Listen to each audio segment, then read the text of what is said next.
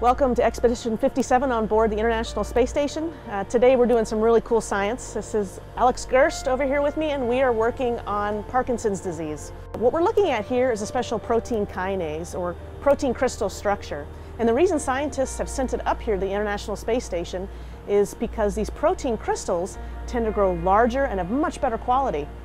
Parkinson's is a disease that affects over 5 million people worldwide, and scientists are constantly searching for a cure.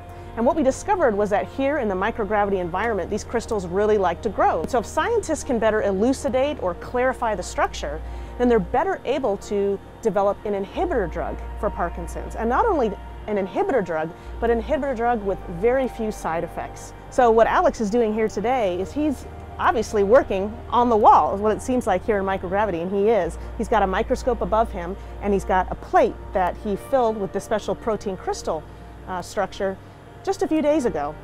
Gave time for those structures to crystallize, and now he's examining them under the microscope. And he's actually interacting real time with the principal investigator on the ground to look at the crystal structure, to help improve the lighting and the clarity, and then also take pictures, which will then be sent back down to the ground. So here on board Expedition 57, we're very proud to be taking part in this experiment. I think in the past few years, scientists have realized that the microgravity environment is such a unique environment to grow things like cells or protein crystals. And it provides a new way to help us look at diseases in a better way, to help us develop new medications for these diseases. And so we're happy to be taking part in this science up here.